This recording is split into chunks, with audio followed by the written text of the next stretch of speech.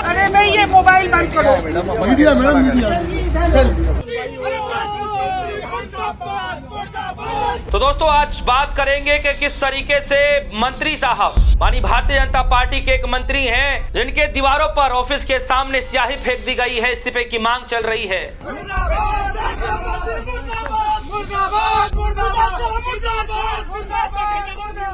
साथ ही आज बातचीत करेंगे किस तरीके से चुनाव आयोग से जुड़े हुए अधिकारियों को बीएलओ को लेकर के एक चेतावनी दी गई है कि अगर एक भी लोगों के नाम काटे गए तो फिर उनके खिलाफ एफआईआर दर्ज होगी। और फिर साथ ही साथ आज इस मसले पर भी बातचीत करेंगे कि किस तरीके से अभी मुक्तेश्वरानंद जो शंकराचार्य हैं उनको लेकर के एक और मेला की कमेटी की तरफ से एक और चेतावनी दी गई है, एक और नोटिस दे दिया गया है। इन सभी खबरों पर बारीकी से बातचीत करेंगे। मैं सारे बीएलओ जो सरकारी कर्मचारी होता है, जो कलेक्टर, जो आरओ, उसको चेताना चाहता हूँ, अगर एक जगह भी आपने गलत नाम जोड़े और सही नाम काटे तो हम कांग्रेस का कार्यकर्ता बूथवार बीएलओ पे एफआईआर दर्ज कराएगा।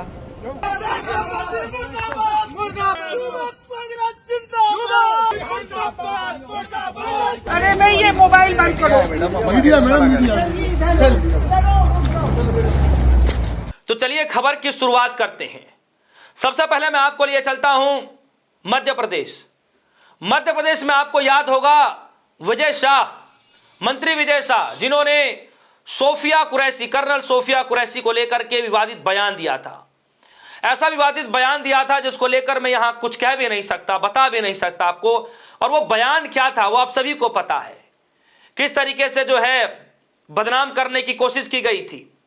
लेकिन उसके बाद यह मामला कोर्ट में गया था और कोर्ट ने कड़ी फटकार लगाते हुए एसआईटी टीम जांच की जो है आदेश दिया।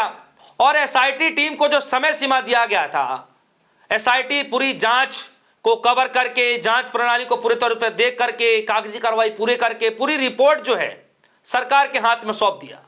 बहुत पहले ही सौंप दिया, लेकिन राज्य की सरकार को उस पर कार्रवाई करनी चाहिए थी, जिसको लेकर कार्रवाई नहीं की गई।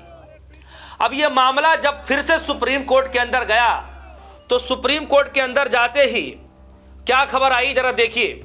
आज तक की खबर लिखा है, सोफिया कुरैशी केस में सुप्रीम कोर्ट अब तक मंत्री पर केस चलाने की मंजूरी क्यों नहीं।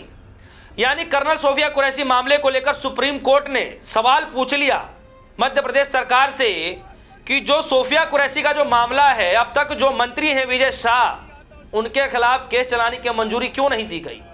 जबकि एसआईटी ने तो अपना जांच पहले ही पूरा कर लिया, सारी रिपोर्ट सौंप दी है, फिर क्यों नहीं कार्रवाई की गई। इसी बात को लेकर के लोग सरकार से गुस्सा है, यानी मध्य प्रदेश की सरकार से गुस्सा है कि आखिर जब एसआईटी ने पूरी जांच कर ली, सुप्रीम कोर्ट ने हस्तक्षेप कर ही दिया, तो फिर राज्य सरकार किस जो है कह लीजिए मुहूर्त का इंतजार कर रही है कि अपने मंत्री के खिलाफ कार्रवाई किया जा सके। क्यों नहीं किया जा रहा। और इसी को लेकर के लोगों के अंदर गुस्सा है।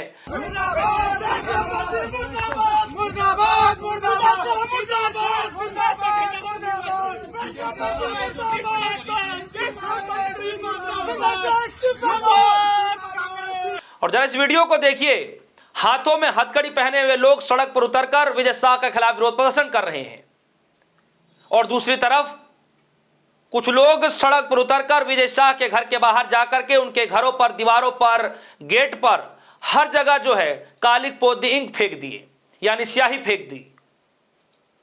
देखिए जरा इस वीडियो को।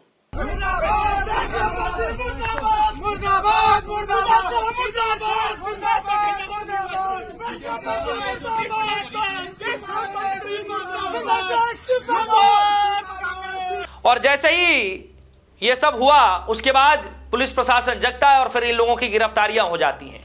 ये जो वीडियो देख रहे हैं ये थाने की वीडियो है और किस तरीके से लोगों को डिटेन किया गया, पूछताछ किया गया और जाहिर सी बात है कानूनी कार्रवाई जरूर की गई होगी।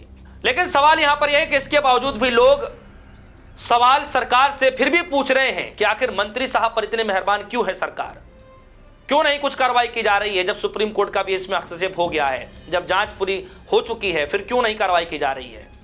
खैर ये तो बात रही मध्य प्रदेश की। अरे नहीं, ये मोबाइल बंद करो। Media madam, media. अब मैं आपको लिए चलता हूं उत्तर प्रदेश में प्रयागराज माघ मेला, जहां पर आप सभी तक खबरें पहुंच गई कि किस तरीके से जो माघ मेला की जो कमेटी है वर्सेस शंकराचार्य अभिमुक्तेश्वरानंद जी के बीच में जो है पूरी आप कह लीजिए कि लड़ाई सी चल रही है। डायरेक्ट अभिमुक्तेश्वरानंद जी योगी सरकार को घेरते हुए नजर आ रहे हैं। इसी बीच एक और बड़ी खबर निकल कर आई है कि पहले शंकराचार्य जी को एक नोटिस भेजा गया मेला कमेटी की तरफ से कि आप यह बताइए कि आप शंकराचार्य हैं कि नहीं हैं, आपने शंकराचार्य क्यों लगाया। और अब दूसरा यह नोटिस भेजा गया है, खबर ऐसी निकल कर आ रही है कि उनको ऐसा नोटिस दिया गया है कि उनको अब मेले से ही प्रतिबंध कर दिया जाएगा, वो भी आजीवन। खबर क्या है आपके सामने मैं जल्दी से रख देता हूं। खबर आई है हिंदुस्तान लाइव की तरफ से और खबर में लिखा गया है कि स्वामी अभिमुक्तेश्वरानंद को एक और नोटिस, प्रयागराज मेले में आजीवन प्रतिबंध की चेतावनी। जो उनके शिष्यों के साथ मारपीट जो की गई उसको लेकर के गुस्से में थे शंकराचार्य जी, उनको स्नान नहीं करने दिया गया, उसको लेकर के गुस्से में थे और जिसको लेकर लगातार उन्होंने सरकार पर पुरजोर तरीके से उन्होंने कह लीजिए कि कटाक्ष भी किया, हमला भी किया, घेरने की कोशिश भी की। और जैसे ही यह मामला आगे बढ़ता है, तुल पकड़ता है, फिर जो है शंकराचार्य जी को एक नोटिस दे दिया जाता है कि आप यह साबित करिए पहले कि आप जो है शंकराचार्य है कि नहीं है। और जैसे ही शंकराचार्य को 24 घंटे का समय मिलता है, शंकराचार्य जी 24 घंटे के भीतर जवाब दे देते हैं और फिर शंकराचार्य जी एक नोटिस दे देते हैं और उसमें भी 24 घंटे का अल्टीमेटम दे देते हैं। लेकिन उससे पहले फिर मेला कमेटी एक नोटिस और दे देती है। नोटिस में क्या कुछ लिखा गया, खबर में क्या कुछ लिखा, आप सभी का सामने जल्दी से रख देता हूं। लिखा गया है, शंकराचार्य जी के राष्ट्र मीडिया प्रभारी शैलेंद्र योगीराज सरकार ने प्रशासन की इस कार्रवाई पर तीखी प्रतिक्रिया व्यक्त की है। उन्होंने सीधे तौर पर सरकार और प्रशासन की मंशा पर सवाल उठाते हुए कहा है कि अब सरकार पूरी तरीके से बदले की भावना के साथ कार्रवाई कर रही है। प्रशासन ने पारदर्शिता का उल्लंघन करते हुए शंकराचार्य शिविर पंडाल में पीछे बैक डेट पुरानी तारीख में नोटिस चस्पा किया है। उन्होंने आरोप लगाया है कि नोटिस लगाने के बाद अधिकारी खुद आकर कहने लगे हैं कि आपने इसका जवाब क्यों नहीं दिया है। अब इसमें ऊपर लिखा हुआ है कि संगम तट पर आयोजित माघ मेला प्रशासन और ज्योतिष पीठ के शंकराचार्य स्वामी अभिमुक्तेश्वरानंद सरस्वती के बीच विवाद गहराता जा रहा है। मेला प्रशासन द्वारा स्वामी जी को एक और नोटिस जारी किया गया है, जिसमें प्रशासन ने 24 घंटे में जवाब मांगते हुए मेला से प्रतिबंधित करने की चेतावनी दी है।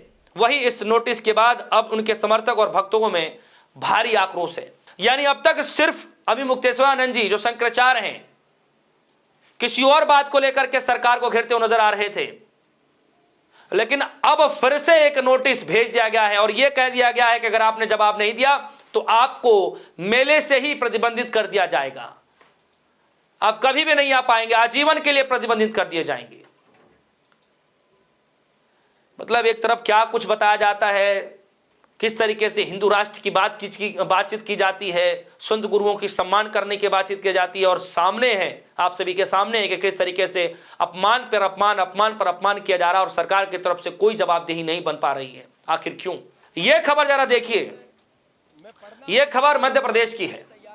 मध्य प्रदेश की खबर है और जीतू पटवारी सड़क पर निकल पड़े और कह रहे हैं, क्योंकि जिस तरीके से वोटर लिस्ट में नाम कटने की जो बार बार खबरें आ रही हैं एसआईआर प्रक्रिया के दौरान, तो जीतू पटवारी कह रहे हैं कि सावधान, ध्यान रहे कि गलती से भी कांग्रेस पार्टी के कार्यकर्ताओं के नाम कटने नहीं चाहिए, चाहे चुनाव आयोग हो, चाहे चुनाव आयोग को कोई अधिकारी हो, चाहे बीएलओ हो, कोई भी हो।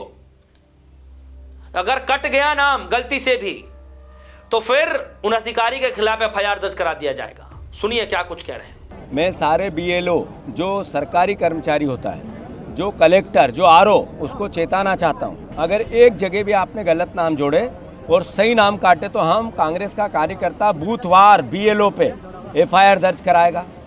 जिसने भी लोकतंत्र वोट के अधिकार को छीनने की कोशिश की और बीजेपी के साथ हुआ, 90% लोग, 95% लोग ईमानदारी से काम कर रहे हैं, 5% बीएलओ बीजेपी के हिसाब से काम कर रहे हैं।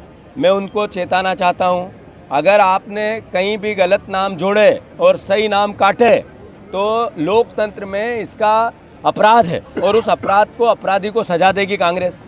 जिस बूथ पर ऐसा हुआ और हमें मिला तो 28 में कांग्रेस की सरकार बनेगी, उससे पहले कोर्ट से हम आप पर मुकदमा लगवाएं तो लगवाएंगे, छोड़ेंगे नहीं। तो अगर इस झंझटों से बचना है तो बीजेपी की बात मत मानो, और इन झंझटों से में पढ़ना है तो फिर मुकदमे के लिए तैयार रहो। कांग्रेस पार्टी सीधा स्पष्ट तौर पर आज इस सेंधवा की धरती से सारे हमारे कर्मचारियों से आग्रह करना चाहती है, हमें आपसे कोई नफरत नहीं है, आप ईमानदार लोग हो, ईमानदारी से आपने काम किया, ईमानदारी से काम करोगे। पर अभी 3 दिन में बीजेपी का षड्यंत्र हमें पता लगा, उसके लिए हम चेता रहे हैं। तो दोस्तों सुना आपने, वोटर लिस्ट से जो नाम गायब हो रहे हैं, जो फॉर्म 7 भर करके काटे जा रहे हैं, उसको लेकर के अब कांग्रेस पार्टी के जो बड़े नेता हैं उन्होंने एक्शन मोड में आकर के एक्शन ले लिया है और कह दिया है, डायरेक्ट तरह से चेतावनी दे दी है, अगर एक भी कांग्रेस पार्टी के कार्यकर्ताओं के या जानने वालों का अगर नाम कटा तो फिर भैया एफआईआर है, एफआईआर तो होगी होगी, चाहे कोई कितना ही बड़ा अधिकारी क्यों ना हो। तो दोस्तों इन तीनों खबरों को लेकर आप सभी के मन में क्या कुछ चल रहा है, आपकी जो भी राय होगी वीडियो कमेंट सेक्शन में जाइएगा, अपनी राय जरूर रखिएगा। फिलहाल के लिए दीजिए इजाजत, देखते रहिए न्यूज़। धन्यवाद।